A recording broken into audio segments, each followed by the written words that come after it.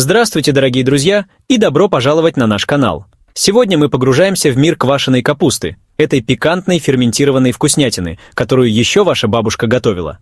Это настоящий суперфуд, кладезь пробиотиков, полезных для вашего кишечника. Но если сделать что-то не так, то пожалеете, что вообще связались с этой штукой. Это прямой билет в город бедствий с пересадкой в Безвкуснограде. Да-да, вы не ослышались. Мы раскроем 3 распространенные ошибки, которые могут превратить этот суперфуд в угрозу для здоровья. Думаете, вы знаете толк в квашеной капусте? Как бы не так, мы отделим зерна от плевел, вкусное от опасного. Так что оставайтесь с нами и узнайте, как сделать квашеную капусту не только вкусной, но и полезной. Вы же не стали бы подавать на стол сырую курицу, правда? Так и с плохой квашеной капустой. Итак, давайте приступим к делу. Первое – соль. Соль – это не просто ингредиент, это основа всего процесса ферментации, фундамент хорошей квашеной капусты, ингредиент, от которого зависит все. Капуста должна быть свежей и хрустящей, чтобы конечный продукт был идеальным. Вам нужно правильное количество, не щепотка, не горсть, а именно правильное количество.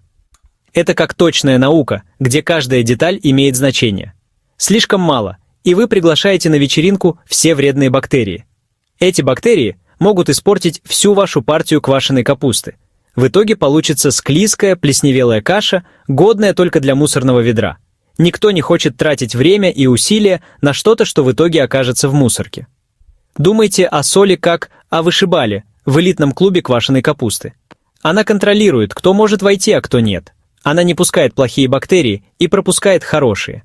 Это как фильтр, который защищает вашу капусту. Хорошие ребята, лактобактерии. Это те, кто отвечает за ферментацию. Те, кто придают квашеной капусте ее фирменную кислинку. Они превращают простую капусту в нечто особенное. Сейчас вы, наверное, думаете: «Гордон, просто скажи, сколько соли». Я понимаю, это может быть запутанно. Ладно, не снимайте фартук. Я здесь, чтобы помочь вам. Волшебное соотношение 2% соли к весу капусты. Это идеальный баланс, который обеспечит успешную ферментацию. Да, доставайте свои весы, это точная работа, а не кустарщина какая-то. Взвешивание ингредиентов – это ключ к успеху. Слишком много соли, и вы убьете все хорошие бактерии, оставив пресную несъедобную кашу. Это как пересолить суп, никто не захочет его есть. А никто этого не хочет, правда? Мы все стремимся к идеальному вкусу. Все хотят яркую, живую квашеную капусту, которая поет на языке. Это тот вкус, который заставляет вас возвращаться за добавкой. Итак, запомните 2% соли. Это ваш золотой стандарт. Сделайте правильно, и вы на пути в рай квашеной капусты.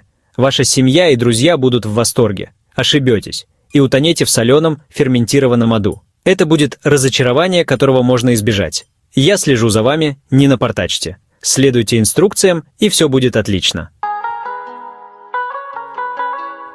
Итак, с солью разобрались, молодцы, хоть раз в жизни что-то правильно взвесили. Теперь поговорим о времени. Время – это ключевой элемент в процессе ферментации, и его нельзя недооценивать. Ферментация – это марафон, а не спринт. Нельзя торопить совершенство, нельзя получить идеальную квашеную капусту в микроволновке. Это процесс, который требует терпения и внимания к деталям.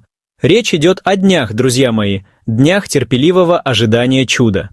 Каждый день ферментации приносит что-то новое, и важно дать процессу идти своим чередом. Идеальное время ферментации – от 7 до 21 дня, в зависимости от желаемой кислинки.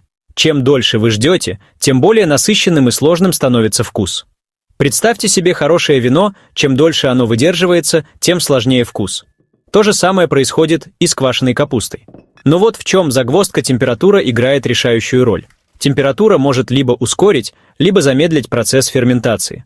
Слишком холодно, и процесс ферментации остановится, и вы получите, как вы уже догадались, пресную, безжизненную квашеную капусту.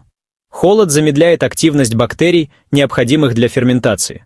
Слишком жарко, и получится склизкая перебродившая каша. Высокие температуры могут привести к чрезмерному брожению и испортить продукт. Идеальная температура – где-то от 18 до 22 градусов Цельсия. Это оптимальный диапазон для активной и стабильной ферментации. Найдите прохладное, темное место вдали от прямых солнечных лучей. Солнечный свет может нагревать банки и нарушать процесс ферментации. Кладовка, погреб, даже шкаф подойдут. Главное, чтобы место было стабильным по температуре и защищенным от света. Во время ферментации вы увидите пузырьки. Это хороший знак. Пузырьки означают, что процесс идет правильно, и бактерии активно работают. Это означает, что хорошие бактерии усердно трудятся, делают свое дело. Они превращают сахар в кислоты, создавая тот самый уникальный вкус. Как только пузырьки перестанут появляться, это признак того, что процесс ферментации завершен. Это момент, когда можно начинать наслаждаться результатом. Но даже не думайте открывать банку раньше времени. Терпение, друзья мои, терпение. Открытие банки слишком рано может нарушить процесс и испортить продукт. Хорошее приходит к тем, кто ждет. И поверьте, хорошая квашеная капуста стоит того, чтобы подождать. Вкус, текстура и аромат будут наградой за ваше терпение. Глава 3. Хранение. Как сохранить квашеную капусту живой и бодрой? Поздравляю, вы справились. Вы заквасили капусту, не отравили себя и свою семью, и теперь у вас есть вкусный и полезный продукт. Но что дальше? Как сохранить этот кулинарный шедевр, чтобы он оставался свежим и полезным как можно дольше? Холод. Самое главное – хранить квашеную капусту в холоде. Идеальная температура от 0 до 34 градусов Цельсия. Это значительно замедляет процесс ферментации и рост нежелательных микроорганизмов. Лучшее место – холодильник. Рассол. Квашеная капуста должна быть полностью покрыта рассолом. Рассол защищает ее от контакта с воздухом и плесенью. Если рассола недостаточно, можно добавить немного подсоленной воды, на 1 литр воды 1 чайная ложка соли, растворить и остудить. Герметичная тара. Храните капусту в герметичной таре. Это может быть стеклянная банка с крышкой, пластиковый контейнер с плотно закрывающейся крышкой или даже специальный пакет для хранения ферментированных продуктов. Важно, чтобы тара не пропускала воздух. Избегайте перепадов температур, не допускайте резких перепадов температуры при хранении. Не вынимайте капусту из холодильника надолго. Правило при использовании – чистая вилка или ложка. Всегда используйте чистую вилку или ложку, чтобы достать капусту из банки. Не используйте одну и ту же ложку для еды и для того, чтобы доставать капусту из банки. Это предотвращает попадание нежелательных бактерий в капусту.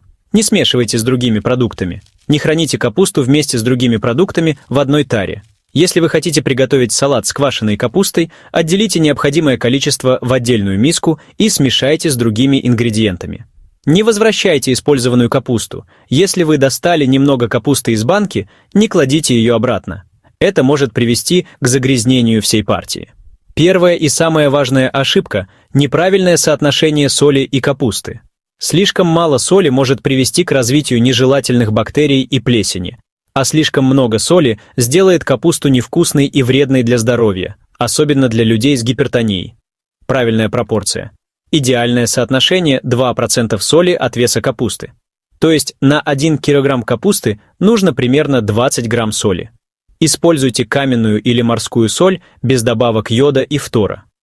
Пример. Возьмем весы, взвесим капусту, рассчитаем количество соли и наглядно покажем, как это делается. Соль играет роль консерванта и создает благоприятную среду для развития полезных бактерий. Не экономьте на соли, но и не переусердствуйте. Вторая ошибка – недостаточное измельчение и уплотнение капусты. Капуста должна быть достаточно тонко нашинкована, чтобы выделилось больше сока. Уплотнение необходимо для удаления воздуха, который может способствовать развитию плесени. Правильный способ. Используйте острый нож или специальную шинковку для капусты. После нарезки тщательно перетрите капусту с солью руками, чтобы она пустила сок. Затем плотно уложите капусту в банку или другую емкость, придавливая ее руками или специальным прессом. Чем больше выделится сока, тем лучше будет проходить процесс ферментации. Не ленитесь тщательно перетирать и утрамбовывать капусту. Третья ошибка – неправильная температура и время ферментации. Слишком высокая температура может привести к развитию нежелательных бактерий, а слишком низкая – замедлить процесс ферментации. Идеальная температура для ферментации от 18 до 23 градусов Цельсия. Время ферментации зависит от температуры и обычно составляет от 3 до 7 дней. Начните пробовать капусту на 3-й день и продолжайте ферментировать до тех пор, пока она не приобретет желаемый вкус и кислотность. Важно подобрать оптимальную температуру и время, чтобы капуста получилась вкусной и полезной. Не торопитесь и не передерживайте ее. Отсутствие гнета или недостаточное количество рассола. Капуста должна быть полностью покрыта рассолом во время ферментации. Если она не покрыта, то верхний слой может заплесневеть. Используйте гнет, чтобы придавить капусту и держать ее под рассолом. Это может быть тарелка меньшего диаметра, банка с водой или специальный пресс. Если рассола недостаточно, добавьте подсоленную воду. 1 чайная ложка соли на 1 литр воды. Следите за уровнем рассола и не допускайте появления плесени. Если плесень все же появилась, выбросьте верхний слой капусты, а остальную можно использовать. Квашеная капуста содержит большое количество соли, натрия, которая образуется в процессе ферментации. Избыток натрия в организме способствует задержке жидкости, увеличению объема циркулирующей крови и повышению артериального давления. Если у вас гипертония или другие сердечно-сосудистые заболевания, будьте очень осторожны с употреблением квашеной капусты. Ограничьте ее количество или выбирайте варианты с пониженным содержанием соли. Не употребляйте квашеную капусту перед сном, так как это может привести к повышению артериального давления ночью. Высокое содержание соли и кислот в квашеной капусте может создавать дополнительную нагрузку на почки, которые отвечают за фильтрацию крови и выведение отходов из организма. Если у вас есть заболевание почек, проконсультируйтесь с врачом, прежде чем употреблять квашеную капусту. В некоторых случаях ее употребление может быть противопоказано. Особенно важно соблюдать осторожность при хронической почечной недостаточности. Квашеная капуста содержит много кислоты, которая может раздражать слизистую оболочку желудка и кишечника, вызывая воспаление и обострение заболеваний. Во время обострения гастрита, язвы или панкреатита квашеную капусту следует исключить из рациона. После ослабления симптомов можно вводить ее постепенно и в небольших количествах, наблюдая за своей реакцией. Квашеная капуста может вызывать изжогу, поэтому людям, склонным к изжоге, следует употреблять ее с осторожностью. Итак, друзья мои, вы прошли обучение искусству квашения капусты. Вы узнали о важности соли, о тонком взаимодействии времени и температуры и о важнейшем искусстве хранения. Теперь идите и квасьте, но не забывайте то, чему вы научились сегодня. Спасибо за просмотр. Если это видео было вам полезно, не забудьте поставить лайк, оставить комментарий и подписаться на канал, чтобы получать больше советов о том, как максимально использовать свои любимые продукты. Поделитесь этим видео с друзьями, семьей, своим хомячком. Все должны знать секреты хорошей квашеной капусты. Увидимся в следующий раз. И помните, больше никаких оправданий плохой еде.